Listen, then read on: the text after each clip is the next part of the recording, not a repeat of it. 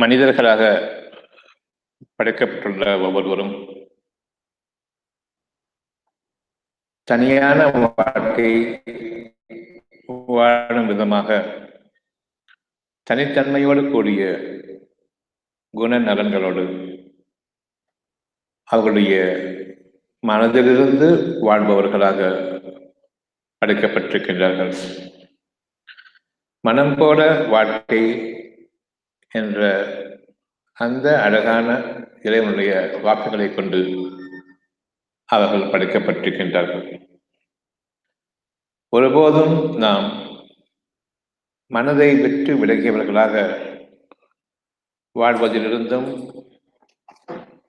நம்மை மாற்றிக்கொண்டவர்களாக மாறுபட்ட வாழ்க்கையை கொண்டவர்களாக வாழக்கூடாது. வாழ்வதிலிருந்தும் பாதுகாத்துக் கொள்ள வேண்டும். மனம் போல் வாழ்க்கை, எண்ணம் போல் வாழ்க்கை, எண்ணமே வாழ்வு போன்றவற்றை நாம் கேள்விப்பட்டிருக்கின்றோம். அகத்தில் என்ன இருக்கின்றதோ அது முகத்தில் தோன்றும் என்பதையும் நாம் அறிவோம். முகத்தினுடைய பிரதிபலிப்பை வைத்து அவர் கவலையோடு இருக்கின்றார் என்பதை அறிய முடியும், சந்தோஷமாக இருக்கின்றார் என்பதை அறிய முடியும், அமைதியோடு இருக்கின்றார் என்பதையும் அறிய முடியும், கோபத்தோடு இருக்கின்றார் என்பதை அறிய முடியும், பயத்தில் வாழ்ந்து கொண்டிருக்கின்றார் என்பதை அறிய முடியும். இவ்விதமாக முகத்தினுடைய மாற்றங்கள் ஒரு உணர்ச்சிக்கு மற்ற உணர்ச்சி வித்தியாசமானது. அகத்தின் அழகு முகத்திலும் தெளிவிட வேண்டும். ஒவ்வொருவருடைய முகமும் ஒவ்வொரு விதமானது. படைக்கப்பட்டிருக்கும் விதமே ஒருவர் முகம் போன்றது, மற்றொருடைய முகம் இல்லை. இவையெல்லாம் நாம் கருத்தில் கொண்டு பார்க்கும் பொழுது ஒவ்வொருவருக்கும் தனித்தனியான தேவைகளை கொண்டு அவர்களுடைய மனம் சுகமான வாழ்க்கையின் பால் ஈடுபடுமாறு அவர்களை எந்த நேரமும் எத்தனித்துக் கொண்டிருக்கின்றது, நடைமுறைப்படுத்திக் கொண்டிருக்கின்றது, கட்டளையிடப்பட்டுக் கொண்டிருக்கின்றது. ஒவ்வொருவருக்கும் தனித்தனியான வாழ்க்கையை அமைத்த பின்னர் நாம் அதனை மறந்தவர்களாக கூட்டு வாழ்க்கையை ஆரம்பிக்கின்றோம். ஒருவர் மற்றவர் மீது நம்பிக்கை கொண்டவர்களாகவும் எங்களுடைய துன்ப காலங்களில் மனிதர்கள் உதவுவார்கள் என்ற அந்த எண்ணத்தை கொண்டும் கூட்டு வாழ்க்கையை ஆரம்பிக்கின்றோம். ஆனால் ஒவ்வொருவரும் தனித்தனித்தன்மையோடு வாழ்ந்தால் தவிர உள்ளத்தில் அவர்களுக்காக அமைக்கப்பட்டிருக்கக்கூடிய ஒரு வாழ்க்கையை அவர்கள் எடுத்துக்கொண்டால் தவிர வாழ்க்கை முழுமையிலும் அவர்களுக்கு சுகமும் இல்லை, நன்மைகளும் இல்லை. எவ்வளவுதான் கூட்டு வாழ்க்கையில் நாம் பணத்தை அடிப்படையாக கொண்டு உலகத்தினுடைய விளைபொருள்களையும் சுகப்பொருள்களையும் அடிப்படையாக கொண்டு எவ்வளவு சேமித்து வைத்திருந்தாலும் சரி, நமக்குரிய துன்பங்கள் எப்பொழுது நிகழும் என்பது நமக்கு தெரியாது. துன்பங்கள் தீரப்படாமல் எவரும் இல்லை. எப்படி துன்பம் வந்தது என்பதை நாம் அலசி ஆராய்ந்து பார்த்தாலும் ஆராய்ச்சிகள் மேற்கொண்டாலும் அந்த துன்பத்திற்கான காரணத்தை நாம் அறிபவர்களும் இல்லை.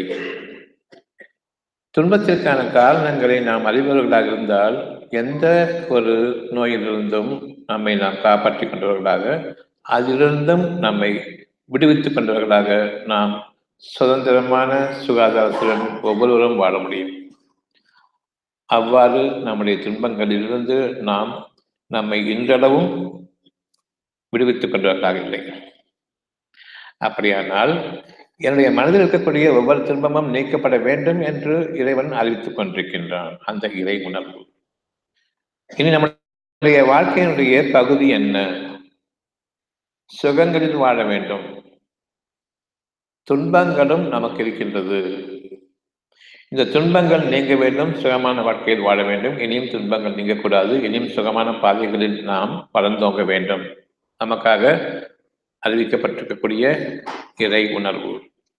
ஒவ்வொருவருடைய தேவையும் அது சுகவீனமாக இருக்கட்டும், அதிலிருந்து விடுபடக்கூடிய ஒரு தேவை. நோய்களாகட்டும், அவன் நிவாரணம் பெற வேண்டிய ஒரு தேவை. ஒவ்வொருவருக்கும் ஒவ்வொரு நோயும் தனித்தன்மை வாய்ந்தது. ஒரு தலைவலி என்று இருக்கும் பொழுது அவ்வளவு பேருக்கும் ஒரே தலைவலி இல்லை. தலைவலி ஒருவருக்கு ஒற்றை தலைவலி, ஒருவருக்கு இரண்டு புறமும் தலைவலிக்கிறது, ஒருவருக்கு அழுத்தமான ஒரு பாரமாக இருக்கின்றது, மற்றொருவருக்கு சம்மட்டியால் அடிப்பதை போன்ற தலைவலி, இன்னொருவருக்கு கண்களும் சேர்ந்து வலிக்கின்றன, பிறருக்கு கண்கள் வலி கிடையாது. காலையில் எழுந்ததும் வலிக்கிறது, அல்லது குளிர்ந்த காற்று வீசினால் வலிக்கிறது, அல்லது மழை பெய்தால் வலிக்கிறது, அல்லது வெயில் அடித்தால் வலிக்கிறது, வியர்த்து விட்டால் வலிக்கிறது. இப்படி ஒவ்வொருவருக்கும் ஒவ்வொரு விதமான மாற்றங்களை கொண்டிருக்கக்கூடிய தலைவலி. அப்படியானால் தனித்தன்மையோடு வாழக்கூடிய ஒவ்வொருவரும் தங்களுடைய தன்மைக்கு ஏற்றவாறு மற்றவர்களை என்னுடைய உதவிக்கு அழைக்காமல் எனக்காக மற்றவர்கள் உதவி செய்வார்கள் என்ற அந்த எண்ணமும் இல்லாமல் சொந்தமான உணர்வில் அவர்கள் வாடும் பொழுது சிந்தனையில் அவர்கள் ஈடுபடுகின்றார்கள். மற்ற மனிதர்களோடு சேர்ந்து வாடும் பொழுது இருக்கக்கூடிய வழிமுறைகளில் எவற்றை நான் தேர்ந்தெடுக்கலாம் என்னுடைய நோய்களிலிருந்து நான் விடுவதற்காக என்று மற்ற மனிதர்களுடைய வழிமுறைகளை பற்றியும் அவர்களோடு கலந்தாலோசித்து கொண்டும் பல மனிதர்கள் ஒவ்வொருவரும் ஒவ்வொரு விதமான வழிமுறைகளை கொண்டிருப்பதன் காரணமாக பல மருத்துவ முறைகளையும் யோசிக்க ஆரம்பிக்கின்றோம். எவ்விதமாக நாம் சுகமடைவது என்பதை ஆலோசிப்பதற்காகவும் தெரிந்து கொள்வதற்காகவும் பின்னர் அவற்றில் நாம் எந்த நன்மை அடையப் போகின்றோம் என்பது அடுத்த விஷயம். இப்பொழுது பார்க்கும் பொழுது எந்த நோயை எடுத்தாலும் சரி அது நாட்பட்ட நோய்களாக மாறிவிடுகின்றன, பிறகு வாழ்நாள் முழுமைக்கும் தங்கக்கூடிய நோய்களாக மாறிவிடுகின்றன. எல்லா விதமான மருத்துவ முறைகளையும் பார்த்தாகிவிட்டது. இப்பொழுது என்னுடைய பிள்ளைகளுக்கும் சந்ததிகளுக்கும் வரும் என்று கூறக்கூடிய வகையில் அந்த நோய்களை பற்றி பரப்பிக் கொண்டிருக்கின்றார்கள். இது அகிலத்தாருக்கு விதிக்கப்பட்ட ஒரு சாபக்கேடு மாதிரி. என்னுடைய நோய்கள் என்னோடு போனாலும் பரவாயில்லை, சந்ததிகளுக்கும் பரவும், அந்த சமுதாயத்திலும் பரவும், அவர்களின் சந்ததிகளுக்கும் பரவும் என்று இருக்கும் பொழுது மனித சமுதாயத்திற்கான ஒரு சாபக்கேடாக இருக்கின்றது மருத்துவம். ஆனால் ஒவ்வொருவருடைய மனதிலும் நான் நிரந்தரமாக பரிபூர்ண குணமடைய வேண்டும் என்று இருக்கின்றது. இந்த இறை உணர்வுக்கு விரோதமாக கூட்டமைப்பு கூறுகிறது, இல்லை இந்த நோய் குணமாக்க முடியாது. பிறகு தத்துவங்களை கொண்டு போதிக்கின்றது, உண்மைக்கு விரோதமாக தத்துவங்கள். வாழ்க்கை என்றால் அப்படித்தான் இருக்கும். உங்களுக்கு கர்ம வினை, அவ்வளவுதான். கர்ம வினையில் ஒருத்தவன் நல்லா இருக்க மாட்டேன்னா எல்லாமே சாகணும், துன்பத்துல தான் சாகணும் எல்லாரும். நல்லா இருந்து இறந்தா என்ன நோயில் இறந்தான்னு கேட்குறாங்க. இதுக்கு காரணம் சுகமாக யாரும் இறக்கக்கூடாது, இறக்க முடியாது. கேட்பமா இல்லையா? என்ன கஷ்டம், நல்லா தான் இருந்தது, என்ன நோய் வந்தது கேட்பமா கேட்க மாட்டோமா? கேட்போம். காரணம் சபிக்கப்பட்ட சமுதாயமாக இருக்கின்றோம். யாரொருவரும் சுகமான மனநிலையோடு சுகமான ஆரோக்கியத்தோடு இறக்கக்கூடாது. அப்படி இறப்பது என்பது நம்முடைய சரித்திரத்திலேயே கிடையாது. தரித்திரமாக என்னுடைய குடும்பங்களுக்கும் என்னுடைய சொந்தங்களுக்கும் அதுகளுக்கும் என்னுடைய வருங்கால தலைமுறையினருக்கும் இதுதான் நிகழும் என்று கூட்டு அறிவை கொண்டு வாழ்ந்து கொண்டிருக்கின்றோம். தனித்தனிய முறையை பார்க்கும் பொழுது ஒவ்வொருவரும் இந்த கூட்டறிவை நிராகரித்துவிட்டு நான் உயிர் பிழைக்க வேண்டும் என்று கடைசி தளத்தில் விரும்புவார்கள். அது சத்தியம் அங்கு நிகழ்கிறது. இப்பொழுது நாம் சத்தியத்தை கொண்டு வாழ விரும்புகின்றோமா? அந்த சத்தியத்தை இறுதி காலத்தில் தான் நான் நம்ப போகின்றேனா, அல்லது இன்று முதலாகவே அந்த சத்தியத்தின் வழியில் நான் செல்ல ஆரம்பிக்கின்றேன்? நான் தனித்து வாழும் பொழுது எனக்காக அறிவித்துக் கொண்டிருக்கூடிய அந்த சத்திய வாக்கு, நீங்கள் உயிரோட்டமுள்ள மனிதர்களாக வாழுங்கள், சுகாதார மனதுடன் வாழுங்கள், சுதந்திரமாக வாழுங்கள், பிறருடைய அறிவின் எல்லைகளுக்குள் சிக்கிக்கொண்டு உங்களுக்கு நீங்களே ஒரு தடுப்பை போட்டுக்கொண்டு சுகமான வாழ்க்கைக்கு பதிலாக மிக கெட்ட வாழ்க்கையை தேர்ந்தெடுத்தவர்களாக நம்முடைய வாழ்க்கை கூட்டு வாழ்க்கையில் அமையக்கூடாது.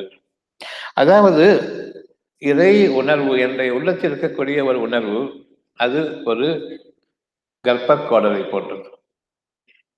ஒவ்வொருவருக்கும் கர்ப்ப கோடலைகள் உண்டு.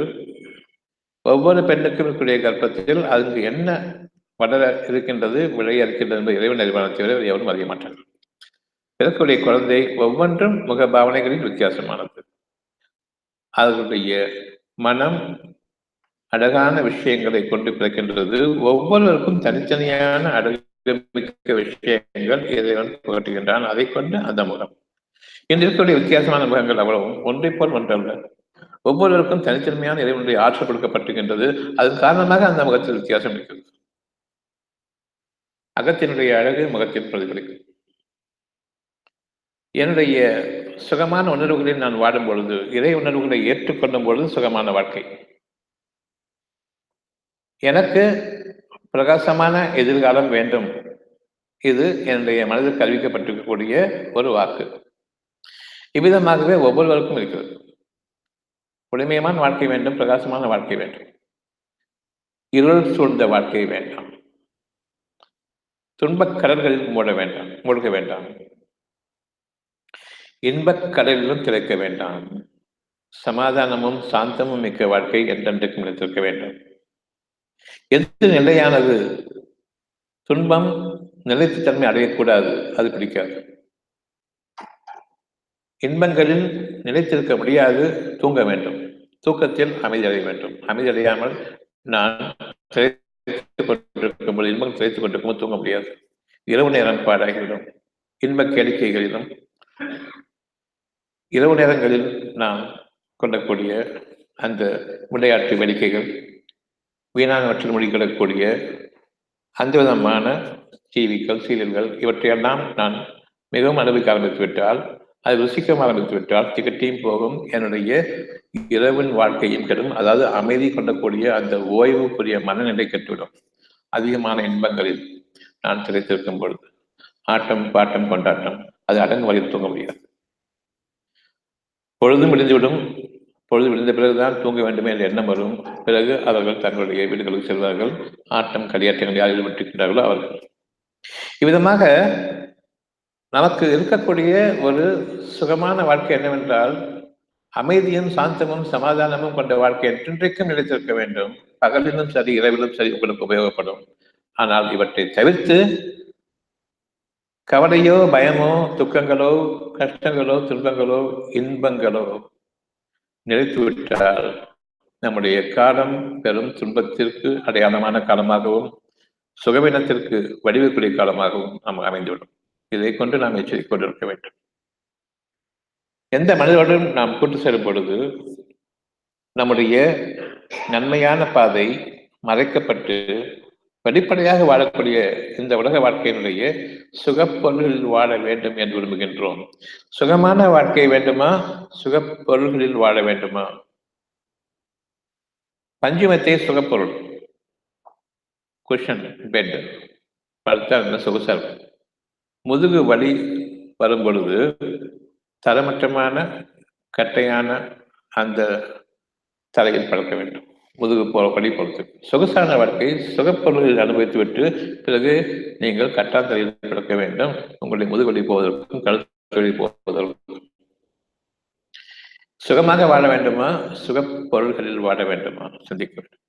மனிதர்களுடைய அடிப்படை சுகப்பொருள்களில் உங்களுடைய வாழ்க்கை இருக்கின்றது. இறைவனுடைய வாழ்க்கையை சுகமான வாழ்க்கை வாழும். அது என் புறத்திலிருந்து அமைந்திருக்கிறது. உங்களுக்கு நான் இந்த பூமியை வாழுமிடமாக ஆக்கினேன். இந்த பூமியில் இருக்கிற விளைபொருள்களை உயிரோட்டம் உள்ளவையாக உங்களுக்காக ஆக்கினேன். இதிலுள்ள தோட்டங்களும், இதிலுள்ள மணல் பரப்புகளும், இதிலுள்ள குளிர்ச்சியும், இதில் இருக்கக்கூடிய உங்களுடைய வாழ்வாதாரமாக இருக்கக்கூடிய காற்றும் தண்ணீரும் இன்னும் படைக்கப்பட்ட ஒவ்வொரு பொருளும் சூரியனும் சந்திரனும் அதனுடைய வெப்பமும் கதகதப்பும் அதனுடைய ஒளியும் இருளும் அவ்வளவும் உங்களுக்கு ஒரு இயற்கையினுடைய சூழலாக அமைந்தால் தவிர உங்களுடைய வாழ்க்கை சுகமானதாக இல்லை.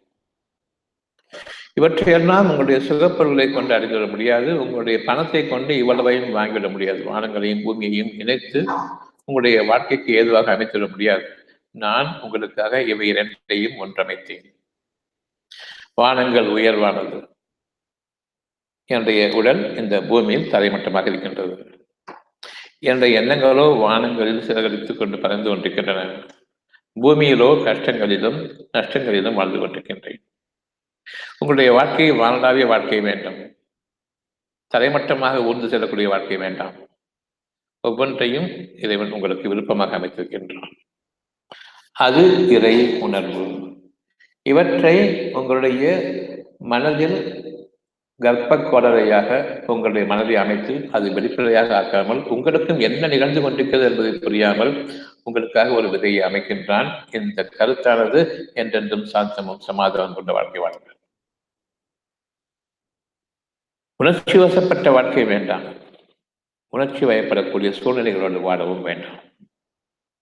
என்னோடு நீங்கள் வாழ்வீர்களானால், என் உணர்வோடு வாழ்வீர்களானால், இந்த உணர்வு கர்ப்ப கோடரையில் அமைந்திருக்கின்றது. எப்படி உங்களுடைய குழந்தை கர்ப்பத்தில் வளரும் பொழுது அது எந்த விதமாக வளரும் என்று தெரியாது, அதே போன்றே உங்களுடைய கர்ப்பத்தில் வைத்திருக்கக்கூடிய ஒவ்வொரு சுகமான செய்தியும் இப்பொழுது படைக்கப்பட்டவற்றில் இல்லை. மனித உலகமே இன்று வரையில் அறியாத ஒன்று. என்றுமே இன்னும் பல நூறு கோடிக்கணக்கான வருடங்கள் சென்ற பின்னரும் அந்த காலத்தில் வாழக்கூடிய மனிதர்களுடைய ஒவ்வொருடைய உள்ளத்திலும் விதைக்கப்பட்டிருக்கக்கூடிய ஒவ்வொரு சுகமான விஷயமும் மனிதன் என்ற அந்த அதிகாரத்திலும் அகராதியிலும் கிடையாது. அவனுக்கு அதனுடைய சூசகம் ஒரு காலம் புறப்படாது. அது வெளிப்படும் பொழுதுதான் புறப்படும். இதுதான் என் இறைவன் எனக்காக அறிவித்த ஒரு சுகமான சூழ்நிலை என்பதை, அந்த வகையிலான வாழ்க்கையை நாம் இன்று முதலாக மேற்கொள்ள வேண்டும். அந்த சுகமான பாதையை இன்று நாம் அடைய வேண்டும் என்று விரும்ப வேண்டும். என்னுடைய கர்ப்ப கோடலைகளில் எதனை அமைத்திருக்கின்றானோ அது சத்தியமானது என்பதை நான் அறிய வேண்டும். அந்த சத்தியத்தின் மீது நான் என்றென்றைக்கும் நிலைத்திருக்க வேண்டும். பிரசவம் ஆகும் வரையில் அந்த ஒரு பரிசு பொருள், வெற்றி பொருள் எனக்காக கிடைக்கும் வரையில், அதனை நான் ஈண்டெடுக்கும் வரையில் ஒவ்வொருவருடைய உள்ளத்திலிருந்தும் வெளிப்படையான ஒரு தோற்றமாக அது வானங்கள் முதலாக பூமி வரையிலும் விளையக்கூடிய அவ்வளவு இயற்கையினுடைய அம்சங்களையும் கொண்டு உங்களுக்காக விளையக்கூடிய ஒரு உயிரோட்டமான பொருள். அந்த பாதையை, அந்த பொருளை நான் அடைய வேண்டி, உயிரோட்டமுள்ள பொருளை அடைய வேண்டி, அது பாக்கியமிக்க வானங்கள் பூமி என்ற இணைப்பை கொண்டு இறைவன் ஒவ்வொருவருக்கும் தனித்தனிய முறையை அவர்களுடைய உள்ளத்தில் எவற்றை அமைத்தானோ அது வெளிப்படக்கூடிய அந்த நாள். என்று நாம் கண்டுபிடித்துக் கொண்டிருக்கிற சுகப்பொருள் அவ்வளவுமே பூமியில் இருக்கக்கூடிய பொருள்களை நாம் இங்கும் அங்குமாக இணைத்து உருவாக்கக்கூடிய ஒரு பொருள். வானங்களில் உள்ள குளிர்ச்சி அங்கு கிடையாது. அது நெருப்பிலிருந்து உருவாக்கப்பட்ட பொருளாக இருக்கின்றது. ஒவ்வொன்றும் அதனுடைய குளிர்ச்சித்தன்மை நீக்கப்பட்டு அதனுடைய வெப்பத்தன்மை கூட்டப்பட்டு ஒரு நெருப்புக்குரிய பொருளாக இருக்கின்றது. அதன் காரணமாகத்தான் பஞ்சுமத்தையில் படுக்கும் பொழுது அந்த வெப்பத்தின் காரணமாக என்னுடைய நாடி நரம்புகளெல்லாம் தளர்ந்து விடுகின்றன, வலிகள் ஏற்படுகின்றது. தரைமட்டமாக படுக்கும் பொழுது, தரையில் படுக்கும் பொழுது அந்த குளிர்ச்சியின் காரணமாக, மண்ணின் குளிர்ச்சியின் காரணமாக அந்த நாடி நரம்புகள் மீண்டும் உறுதிப்படுத்தப்படுகின்றன, வலிகள் குறைகின்றன. ஒரு பிளாஸ்டிக் சேர்ல உட்கார்ந்தாலும் சரி, ஒரு ஃபோம்ல உட்கார்ந்தாலும் சரி, அது நெருப்பிலிருந்து உருவாக்கப்பட்டது.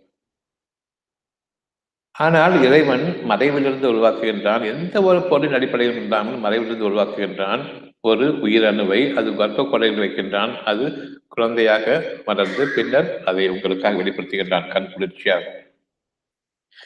இவ்விதமாக உங்களுடைய மனதிலும் அந்த கர்ப்ப கோடலைகளில் இறைவன் உங்களுக்கு அறிமுகமில்லாத ஒன்றை நீங்கள் உங்களுடைய அறிவை கொண்டு அதை அடைந்து முடியாது. ஏனென்றால் அது ஒரு புதிய படைப்பாக உங்களுக்காக உருவாக இருக்கிறது என்பதை இப்பொழுது நீங்கள் அறியுங்கள். இனம் புரியாத அந்த சுகமான ஒரு விஷயத்தை நீங்கள் மறைவாகவே கொள்ளுங்கள். இறைவன் இப்பொழுது கூறுகின்றான், மறைவானவை எவை என்றால் உங்களுடைய மனம் மறைவானது. அது எங்கிருக்கிறது என்பதை நீங்கள் அறிய முடியாது, ஒருபோதும் அறிய முடியாது. அந்த மனம் எங்கிருக்கிறது தெரியாது. நான் விரும்பக்கூடியதில் இருக்கிறது அந்த மனம். அந்த மனதில் இருக்கக்கூடியது நான் விரும்பக்கூடியது. அந்த விரும்பக்கூடியது பறிபோய் விட்டால் எனக்கு ஏதோ செய்கிறது. பறிபோய் விடுமோ என்ற பயம் இங்கு ஏற்படுகின்றது. அப்படி என்றால் மனம் எங்கிருக்கிறது? அதனுடைய சுகமாக உணரும் பொழுது நெஞ்சார்ந்த அந்த நன்றியோடு நான் கை வைத்து காப்பேன், நன்றி. பயப்படும் பொழுது நெஞ்சை பிடித்துக் கொண்டிருப்பேன். மனம் எங்கு அமைந்திருக்கிறது என்பதை நாம் அறிய வேண்டியது நம்முடைய கைகள் எங்கு செல்கின்றனவோ அதை கொண்டுதான். மனமாற வாழ்த்துகின்றேன். ஆங்கில மருத்துவம் கூறும் மனம் இங்கே இருக்கிறது, மைண்ட் இஸ் ஹியர். மனமாற வாழ்த்துகிறேன். நீங்க கை வச்சு ஏதாவது சொல்ல கேள்விப்பட்டிருக்கோம், பார்த்துருக்கோம். வேடிக்கையாக குரங்கு மனுஷனால் தான் இங்கே கை வச்சு காட்டும். நெஞ்சார்ந்த வாழ்த்துக்கள். அப்படி என்றால் நம்முடைய அறிவு, கூட்டறிவு, மருத்துவ அறிவு, மனசு எங்க இருக்குதுன்னு சொல்றது இறைவன் அறிவிக்கின்றான் எங்க இருக்கிறது. அப்படி என்றால் இருதயமா? இல்லை, இங்கு இருக்கிறது, பார்க்க முடியாது, அறிய முடியாது. எங்கு இருக்கிறது? மனம் எவ்வளவு நிறைவாக இருக்கின்றதோ அந்த அளவுக்கு உங்களுடைய வயதும் அழகும் அங்கு நிரப்பமாக இருக்கும்.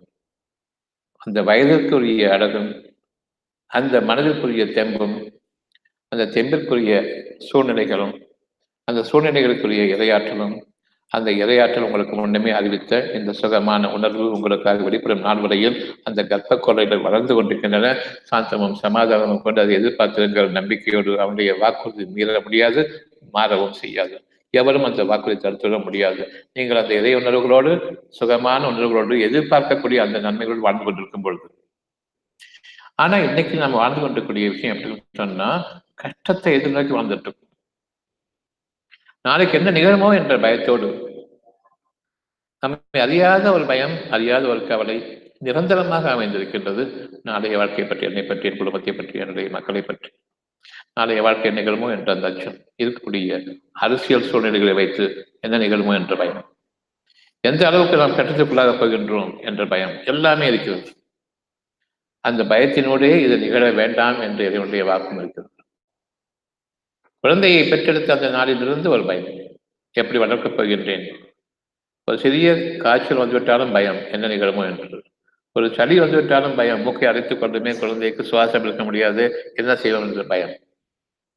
இந்த பயத்தின் காரணமாக இறைவன் அதனை பயபக்தியோடு கூடிய ஒரு அழகான எதிர்பார்ப்பாக ஆக்குகின்றான். உங்களுக்கு வழி இல்லை என்பதை முழுமையாக அறிவிக்கின்றான். அந்த பயம் அதைத்தான் அறிவிக்கிறது. ஒரு கஷ்டமான சூழ்நிலை உருவாகும் பொழுதே அந்த பயத்தையும் கூட அறிவிக்கின்றான். நீங்கள் பயமில்லாமல் வாழ்ந்து கொண்டிருக்கின்றீர்கள், நான் பலவற்றை உங்களுக்காக உங்களுடைய மனதில் அமைத்திருக்கின்றேன். நாளைய இயற்கையின் சூழல், உங்களை ஒவ்வொருவரையும் பாதுகாக்கக்கூடிய இயற்கையின் சூழல் இருக்கின்றது. அந்த சூழலில் உங்களுக்கு அந்த இயற்கை அடிமையாகி சுகத்தை மட்டுமே கொடுக்கக்கூடிய சூழ்நிலை மாறுவதற்காக இங்கு நான் அமைத்திருக்கக்கூடிய அந்த கர்ப்ப கோடரை, நான் அமைத்திருக்கக்கூடிய ஒன்றை நீங்கள் ஊர்ஜிதமாக கொள்ளுங்கள். நான் அமைத்திருப்பவற்றை அழகானவையாகவே நீங்கள் பார்க்கின்றீர்கள், கெட்டவையாக ஒருபோதும் பார்க்க மாட்டீர்கள். கேடுகளில் வாழ்ந்து கொண்டிருக்கும் கூட அந்த அழகான செய்தியை, இது நீங்கிவிட்டால் என்ற அந்த அழகான செய்தி, இந்த துன்பம் என்னை விட்டும் நீங்கிவிட்டால், நான் இந்த துன்பத்தை விட்டும் கரையேறிவிட்டால், அழகான செய்தி. எப்படி என்று தெரியாது, ஆனால் அமைக்கப்பட்டு விட்டது. அதைத்தான் நான் இது நடந்துவிட்டால் எப்படி இருக்கும் என்ற அந்த ஆசையோடு என்னுடைய கேள்வியை வைக்கின்றேன். கேள்வி வேண்டாம் என்று கூறுகின்றான். என்னுடைய வாக்குதான் அது, வேறு யாரும் பேசவில்லை, நான் பேசிக் கொண்டிருக்கின்றேன். என்னுடைய நெஞ்சத்தில் என் இறைவன் பேசிக் கொண்டிருக்கின்றான். நெஞ்சம் நிறைவான அந்த எண்ணத்தை இறைவன் கொடுத்துக் கொண்டிருக்கின்றான் என்பதை நான் இப்பொழுது நம்ப வேண்டும். உங்களோடு பேசிக் கொண்டிருப்பது காதுகளில் விடக்கூடியது அல்ல, உள்ளத்திலிருந்து உங்களுடைய நெஞ்சத்திற்கு அறிவிக்கப்படக்கூடிய ஒரு செய்தி, வார்த்தைகளாக அல்ல, உணர்வாக. அந்த உணர்வு சுகமானதாக இருக்கிறது. என்னுடைய அறிவை கொண்டு வரிசை பார்க்கும்போது உணர்ச்சியாக மாறிவிடுகின்றது. பயம், கவலை நடக்காது. ஏன் அறிவை கொண்டு நடக்காது? உங்களுடைய அறிவை கொண்டு நிகழ்த்தி கொண்டு சொல்லவில்லை, நான் அறிவித்தேன் உங்களுக்காக, அது உங்களுக்காக நிறைவேற ஆரம்பித்து விட்டது. என்னிடமிருந்து ஒரு வாக்கு வந்திருக்கின்றது, சுகமாகுங்கள், அவ்வளவு. யாரால் முடியும் அந்த சுகத்தை கொடுக்க? நான் நினைத்துக் கொண்டிருக்கின்றேன், எனக்கு ஒரு கஷ்டம் வந்துவிட்டால் அதனுடைய காரணம் என்ன என்பதை அறிந்து கொண்டால் நான் சுகமாக்கிக் கொள்வேன். நோய்க்கு காரணம் அறிய வேண்டும், சுகமாக்கிக் கொள்வேன். நோய் நாடி, நோய் முதல் நாடி, அது தணிக்கும் வகையை நான் நாடி, பிறகு அந்த சுகத்தை நான் அடைக்கிறேன். அது தகுந்த மாதிரி நடக்கும். இது நமக்காக கொடுக்கப்பட்டக்கூடிய ஒரு அறிவுரை.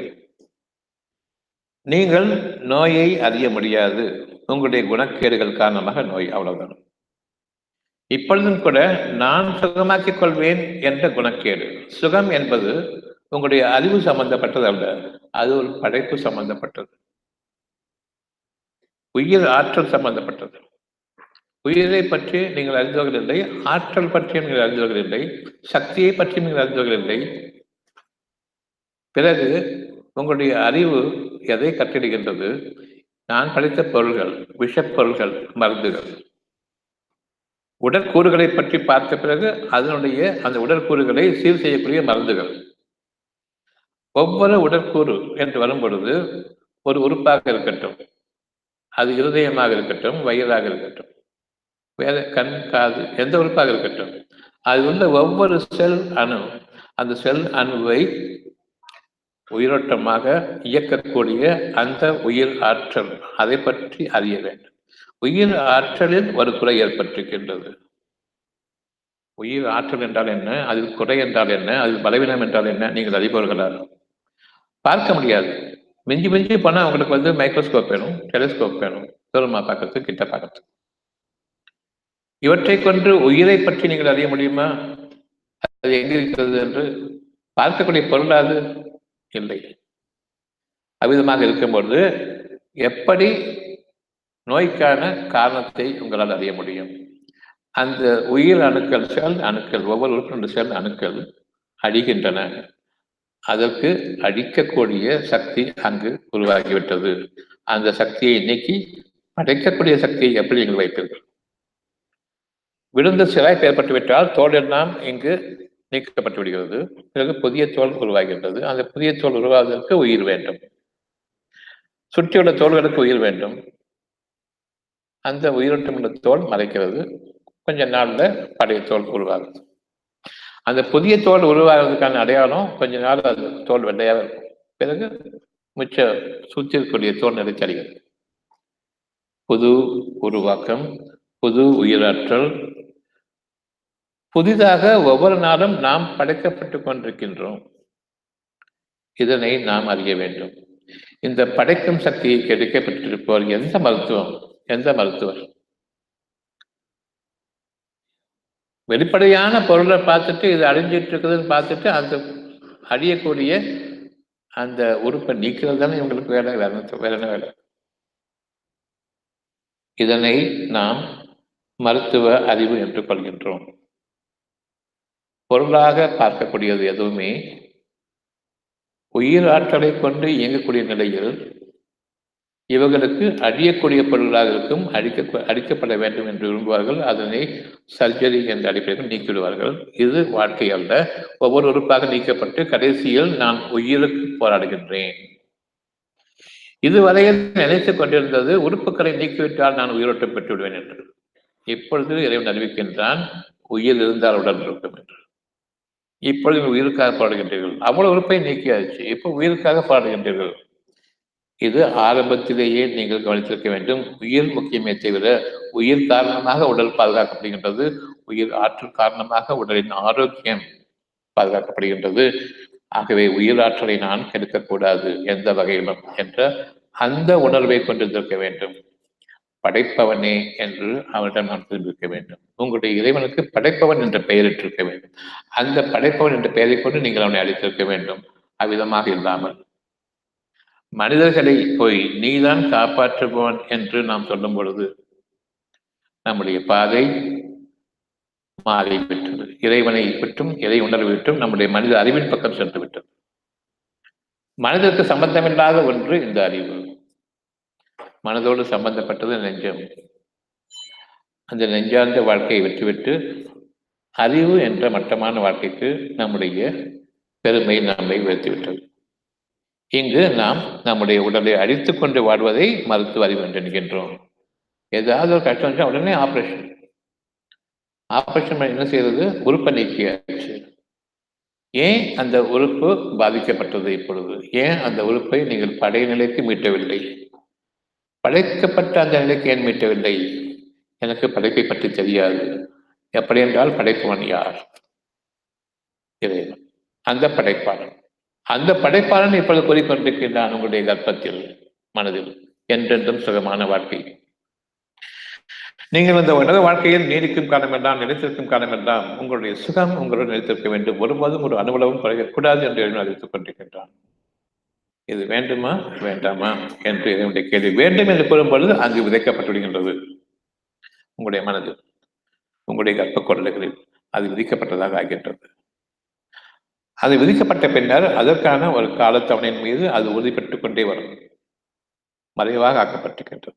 உங்களுடைய கண்களுக்கு புலப்படாத அந்த உயிர் மனமும் கண்களுக்கு புறப்படாது. அதுள்ள தேவைகளையும் நீங்கள் இப்பொழுது அறிய மாட்டீர்கள். இவ்வளவையும் நீங்கள் வெளிப்படையாக அது படைக்கப்படும் அந்த நாளில் உணர்வுடையவர்கள் படைக்கப்பட்டுக் கொண்டிருக்கும் பொழுதே நம்முடைய மனதில் இருக்கக்கூடிய ஒரு சுகமான உணர்வின் காரணமாக நன்மைகள் விளைந்து கொண்டிருக்கிறது என்று அறிவார்கள். பயத்தின் காரணமாக தீமைகள் விளைந்து கொண்டிருக்கிறது என்பதையும் அவர்கள் அச்சப்படுவார்கள். இறைவனிடம் பாவனைப்போடு அந்த அச்சத்தை நீக்கிக் கொண்டு நன்மைகள் மூலமாக அவர்கள் தங்களுடைய கற்ப கோலைகள் இருக்கக்கூடிய இறைவனுடைய வாக்குகள் நிறைவேறிக் கொண்டிருக்கூடிய அந்த சூழ்நிலையை பாதுகாத்துக் கொள்வார்கள். நம்மை சுற்றிலும் அந்த சூழ்நிலைகள் நமக்காக உருவாகி கொண்டிருக்கின்றன. ஒவ்வொருவருக்கும் தனித்தனிய முறையில் தனித்தனி உலகங்களில் வாழ்ந்து கொண்டிருக்கின்றார்கள், தனித்தனி சூழ்நிலையில் வாழ்ந்து கொண்டிருக்கின்றார்கள். அவருடைய மனதில் இருக்கக்கூடிய ஒவ்வொரு எண்ணமும் தனித்தன்மையானது. உங்களுடைய எண்ணம் அவருக்கு பொருந்தாது, அவருடைய எண்ணம் உங்களுக்கு பொருந்தாது. உங்களுடைய இன்றைய எண்ணம் நாளைக்கு பொருந்தாது, நாளைக்கு அது மெருகூட்டப்பட்ட ஒரு வாழ்க்கை.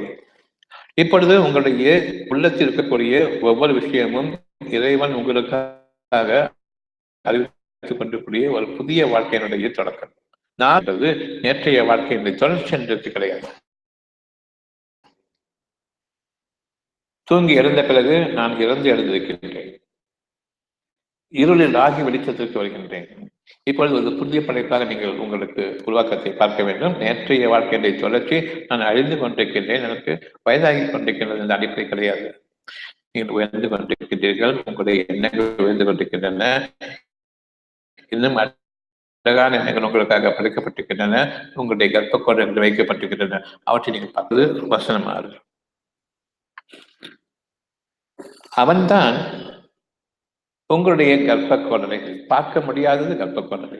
விதைக்கப்பட்ட ஒன்று மறைக்கவும் முடியாது, அதை மறுக்கவும் முடியாது, மறந்துவிடவும் முடியாது. எனக்கு வேண்டும் வேண்டும் வேண்டும். அது இல்லாததுதான் என்னை தவறி கொண்டிருக்கின்றன என்ற துக்கம் தான் நினைக்கும். கவலை தான். அந்த கவலையும் துக்கமும் தவறிப்போன ஒன்றின் மீது அது அமைந்திருக்கும். தவறக்கூடாது.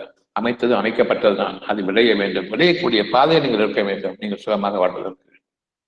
இன்னைக்கு நான் சுகமாக வாழ்ந்துட்டு இருக்கேன்னு சொன்னா, ஒரு அமைதியாக வாழ்ந்துருக்கேன்னு சொன்னா, என்னுடைய கர்ப்ப குழந்தைகள் உள்ளதை நான் மறந்துவிட்டவனாக இல்லை, விரும்பிக் கொண்டிருக்கின்றேன். ஆனால் அதனளவில் நான் கூட்டு முயற்சியை மேற்கொள்ளவில்லை. தனித்தன்மையோடு இருக்கும் பொழுது என்னுடைய மனம் விரும்பியதை நான் ஏற்றுக்கொண்ட காரணமாக என் இறைவன் எனக்காக சூழ்நிலை உருவாக்கி கொண்டிருக்கின்றான். அந்த பாதையை நான் பயணித்துக் கொண்டிருக்கும் காரணமாக எந்த ஒரு சிறு துன்பமோ கவலையை தீண்டவில்லை. இது இந்த உலக வாழ்க்கையில் சொர்க்க வாழ்க்கை, கவலையின் பயமும் தீண்டாத வாழ்க்கை. அவன்தான் கர்ப்ப கோடலைகளில் ஒவ்வொருடைய கர்ப்ப கோடலை. மனம் என்பது கர்ப்ப கோடலை. நாளைய வாழ்க்கையினுடைய உங்களுக்காக உருவாகக்கூடிய, வெளிப்படக்கூடிய, டெலிவரி ஆகக்கூடிய ஒரு வாழ்க்கை, பொழுது புடரக்கூடிய ஒரு வாழ்க்கை. ஒவ்வொரு நாள் பொழுது புடர்தலும் ஒரு டெலிவரி டைம். நீங்கள் இறந்து மரணித்து பிறகு நீங்கள் உயிர் பெறுகின்றீர்கள். காலையில் முந்தைய நாள், நேற்றைய நாள், கடந்த கால நாள், இறந்த கால வாழ்க்கை என்பது உங்களுக்கு தெரியும். இதன் அடிப்படையை கொண்டுதான் past, present, future. Past is dead. நேற்று வாழ்க்கை முடிந்து இன்றைய வாழ்க்கை தொடங்குகின்றது. ஒவ்வொரு நாளும் நீங்கள் கர்ப்ப கோடலைகளிலிருந்து ஒரு சுகமான சூழ்நிலை வெளிப்படுத்தப்படுகின்றீர்கள். இன்னும் பார்வைக்கு புலப்படவில்லை, ஆனால் உங்களுடைய மனதில் சுகமதை அறிவிக்க வேண்டும். அழகான வாழ்க்கைக்காக நீங்கள் விளைந்து கொண்டிருக்கின்றீர்கள் என்பதை. இன்று இருக்கக்கூடிய ஒரு மனிதனுடைய சுகம், இவ்வளவு காலம் நான் இதனை மறந்துவிட்டேனோ அவை அவ்வளவு புதுப்பிக்கப்பட்டு அந்த கர்ப்ப கோடலைகளில் அது பசுமையானதாக இருக்கலாம், அது உணர்ந்து கொண்டதாக இருக்கலாம், மறந்துவிட்டீர்கள் இருக்கலாம், அவ்வளவு ஒன்று சேர்க்கப்படுகின்றது. நாம் அமைதியோடு இருக்கும் காலமெல்லாம் நாம் உருவாகிக் கொண்டிருக்கின்றோம். தான் நாட்டிய விதத்தில் உங்களை படைக்கின்றான். எவ்வளவு அழகுற்ற முடியுமோ உங்களுடைய வாழ்க்கைக்கு, அந்த அழகுற்றுதலை கொண்டு உங்களுக்கான சூழ்நிலையில் வாழ வைக்கின்றான். அந்த சூழ்நிலைகள் முதலில் மனம் கிரகிக்கிறது. ஒரு சூழ்நிலையை மனம் கிரகிக்கிறது. அதன் பிறகுதான் அந்த சூழ்நிலை அனுபவிக்க முடிகின்றது. அந்த மனத்திற்குரிய தெம்பு இல்லாமல் உங்களுடைய சூழ்நிலை அனுபவிக்க முடியாது. என்றென்றும் சாந்தமும் சமாதானம் இருக்க வேண்டும். உங்களுடைய உள்ளத்தில் எந்த கலங்கமோ கவலைகளோ இருக்கக்கூடாது, கலவரங்கள் இருக்கக்கூடாது, நிகழாத இந்த கலவரங்கள் இருக்கக்கூடாது. நிச்சயமாக சத்தியமாக உள்ள ஒரு வாக்கு உங்களுடைய மனதை பேணிக் கொள்ளுங்கள். அந்த கர்ப்பம் சிதைந்து விட வேண்டாம்.